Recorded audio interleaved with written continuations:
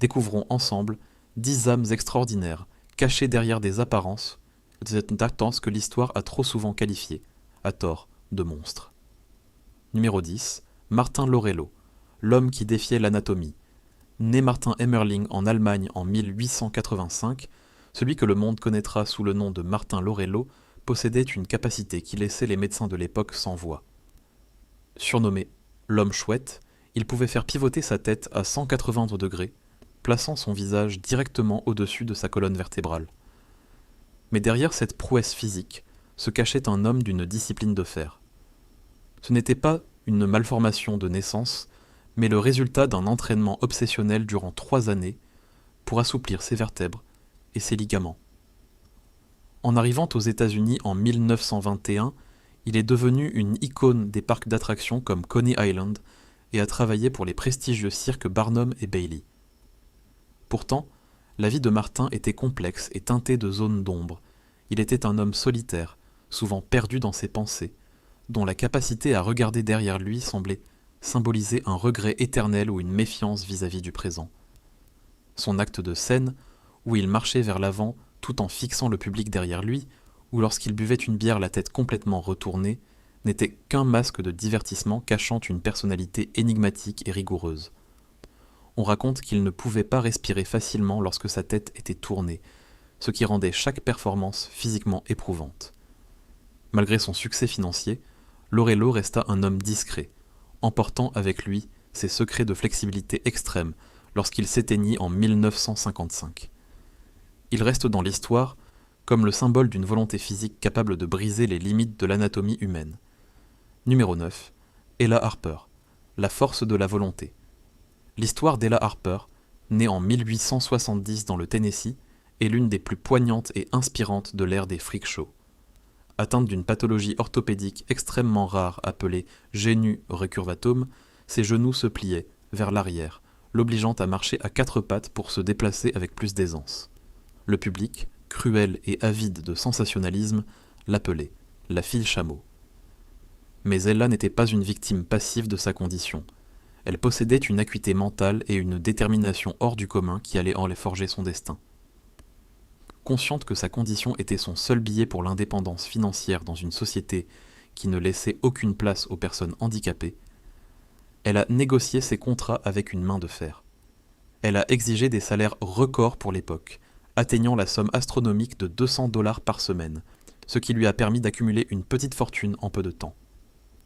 À l'âge de 16 ans, en 1886, elle a fait ce que peu d'artistes de cirque osaient faire. Elle a mis fin à sa carrière au sommet de sa gloire. Son annonce de départ sur ses cartes de visite était claire et pleine de dignité. On m'appelle la fille chameau parce que mes genoux tournent en arrière. Je peux marcher au mieux sur mes mains et mes pieds, comme vous me voyez sur la photo. J'ai voyagé considérablement dans le show business depuis 4 ans et maintenant, je vais quitter le milieu et aller à l'école pour me préparer à une autre occupation. Elle a tenu parole, est retournée à la vie civile, s'est mariée et a vécu une vie de respectabilité, prouvant que le corps peut être entravé, mais jamais l'esprit d'une femme décidée. Numéro 8. Charles Stratton, la majesté du général Tom Thumb. Charles Sherwood Stratton n'avait que 4 ans lorsque le légendaire P.T. Barnum l'a découvert dans le Connecticut. À cet âge, il ne mesurait que 60 cm et pesait à peine 7 kg. Barnum, maître de la communication et du spectacle, l'a transformé en General Tom Thumb. Ce qui rend Charles fascinant, ce n'est pas sa taille, mais son immense talent d'acteur, son sens de la répartie et son charisme naturel. Sous la tutelle de Barnum, il a appris à chanter, danser et imiter des personnages historiques. Il était capable d'incarner Napoléon Bonaparte ou Cupidon avec une finesse et une ironie qui charmeront les têtes couronnées d'Europe, y compris la reine Victoria qui l'appréciait énormément.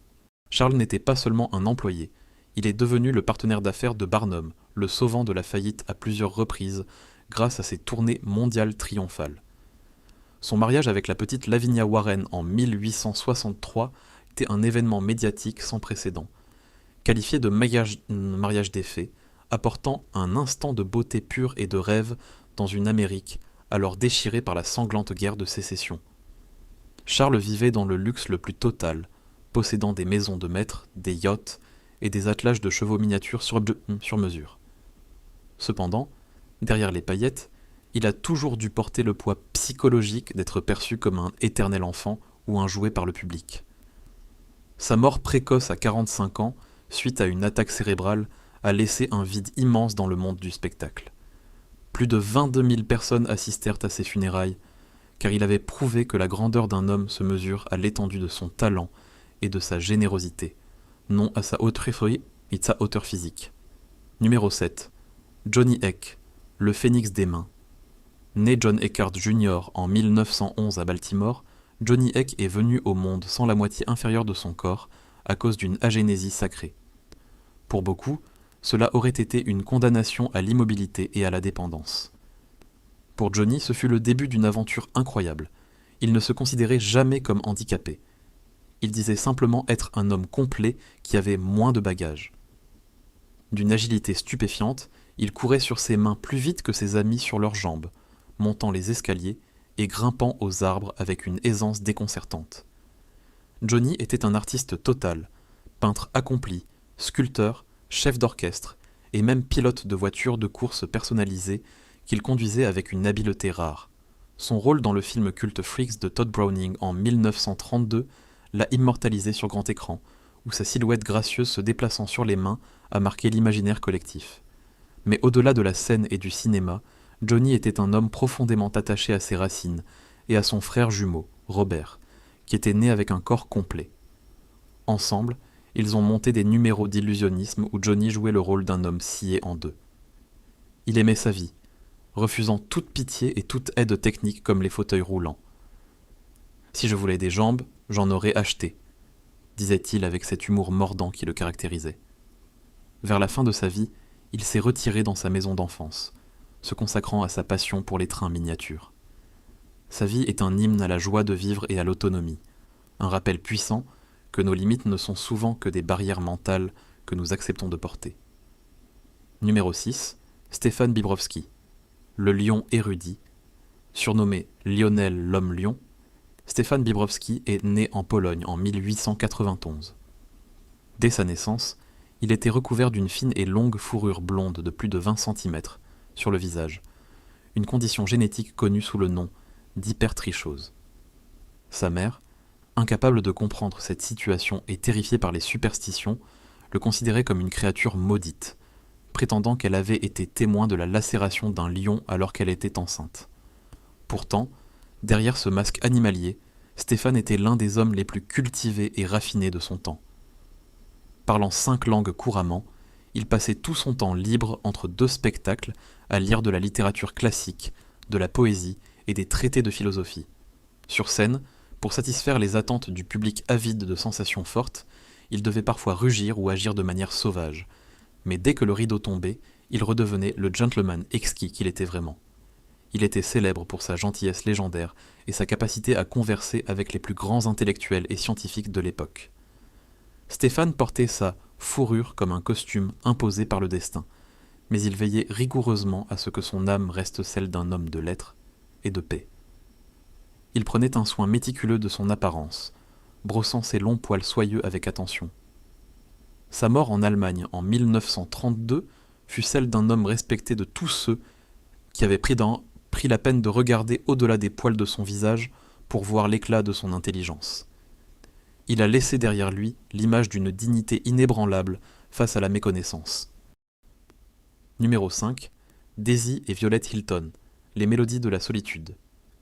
Les sœurs Hilton, nées en 1908 en Angleterre, étaient que des jumelles fusionnées par la base de la colonne vertébrale, pigopage. Leur beauté était légendaire, tout comme leur immense talent musical. Elles jouaient du saxophone, de la clarinette et du violon, avec une synchronisation parfaite, devenant des stars du vaudeville dans les années 1920 et 1930.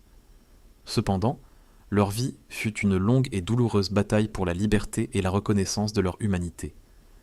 Vendues par leur mère à une sage-femme dès la naissance, elles furent exploitées durant toute leur enfance et leur adolescence par des tuteurs cruels qui les traitaient comme des actifs financiers, les gardant enfermées et les privant des revenus qu'elles généraient en. Ce n'est qu'à l'âge adulte, avec l'aide de l'avocat Martin Arnold, qu'elles ont réussi à gagner leur autonomie légale et une part de leur fortune. Daisy et Violette représentaient à l'adresse de l'élégance tragique des années volées des années folles. Elles ont connu des amours impossibles et des déceptions amères, le monde ne parvenant pas à accepter leur dualité physique et la complexité de leur vie intime. Elles ont partagé l'affiche avec les plus grands et ont même joué dans le film Freaks. Malheureusement, avec le déclin du vaudeville, leur étoile a pâli, leur fin de vie travaillant dans une petite épicerie de Caroline du Nord après avoir été abandonnées par un manager sans scrupules et d'une tristesse infinie. Elles sont mortes de la grippe de Hong Kong en 1969 à quelques jours d'intervalle. Le médecin légiste a révélé que Daisy était morte en premier et que Violette a survécu seule, liée à sa sœur, pendant 2 à 4 jours. Leur histoire nous rappelle que la célébrité est souvent une prison dorée pour ceux que la société refuse de voir comme des individus à part entière. Numéro 4. Chang et Eng Bunker. L'union fait la force.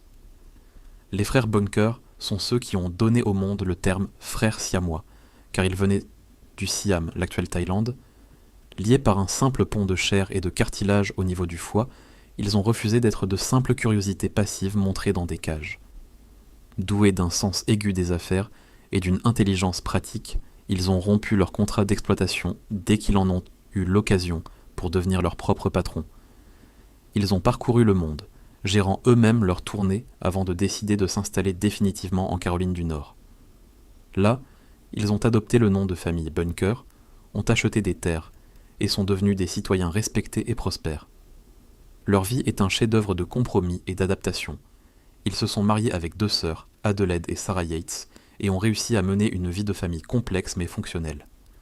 Ils ont alterné leur vie entre 2 maisons séparées tous les 3 jours, respectant scrupuleusement les besoins de chacun.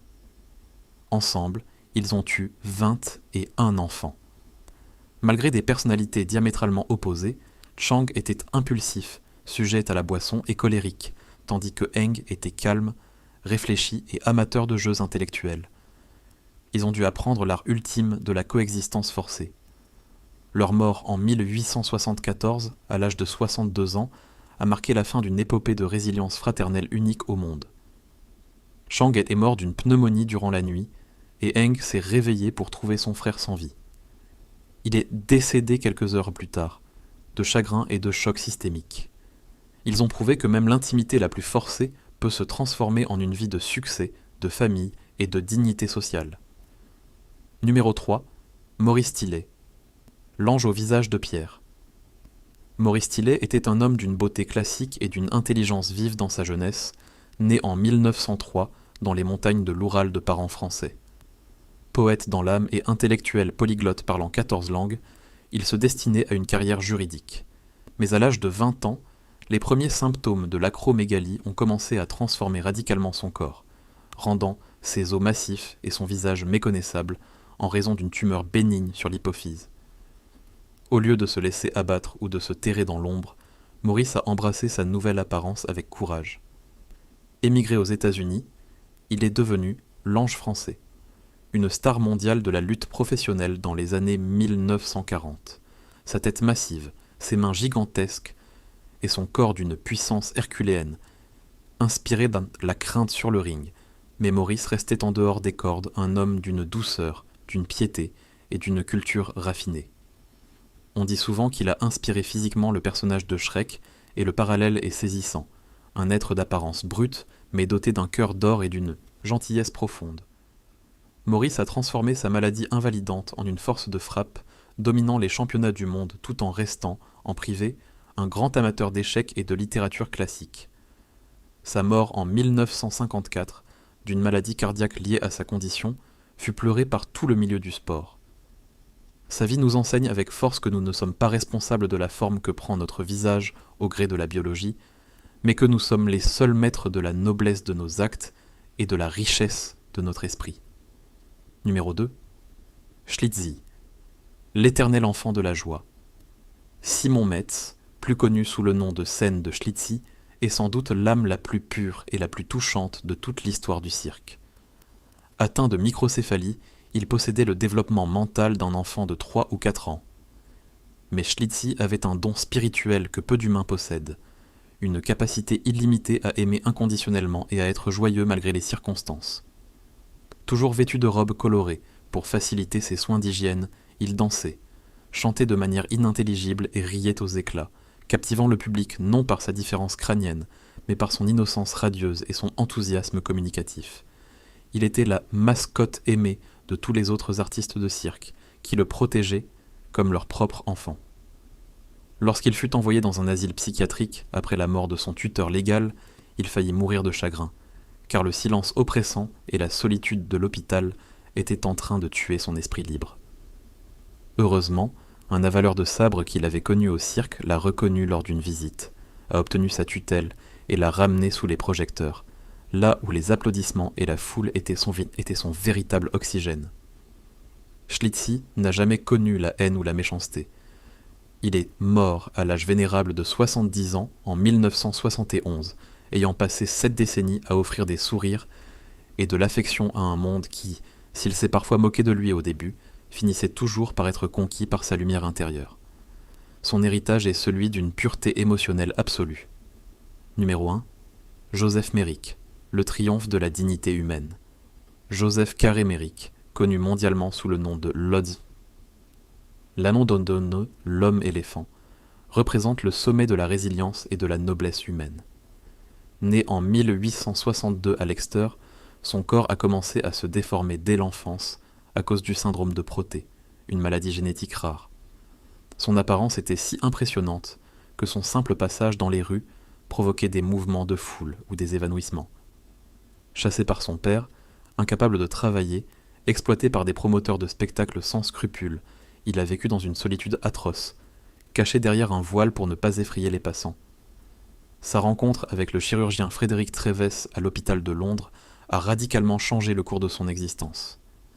Derrière les excroissances osseuses et cutanées, Treves a découvert un homme d'une sensibilité exquise, un amoureux de la poésie, de la musique et de la foi chrétienne. Dans sa petite chambre d'hôpital, Joseph passait des heures à construire des maquettes d'église en papier, avec sa seule main valide, faisant preuve d'une patience d'ange. La noblesse de son âme et sa politesse exemplaire ont fini par attirer l'attention de la haute société londonienne et de la famille royale elle-même, notamment la princesse Alexandra. Joseph ne demandait pas de remède miracle, car il savait sa condition incurable. Il voulait simplement être traité comme un être humain ordinaire. Il est mort à l'âge de 27 ans, en 1890, en tentant de dormir allongé comme tout le monde, une position que le poids de sa tête lui interdisait normalement. Son héritage est une leçon éternelle pour l'humanité. L'apparence physique n'est qu'un mirage biologique, et seule la beauté de l'âme possède un caractère immortel. Numéro 11. Moment des cas imprévus. Les oubliés du cirque noir. En 1895, le cirque des ombres parcourait l'Europe, présentant des êtres que la science ne pouvait expliquer. À gauche, Barnabé, l'homme centaure, né d'une anomalie génétique fascinante. À droite, le colosse de fer, un géant dont la force brute terrifiait les foules. Ces photos, récemment découvertes dans un grenier poussiéreux, révélaient l'existence de ces parias du destin. Étaient-ils des erreurs de la nature ou les fruits d'expériences interdites? Personne ne le sait.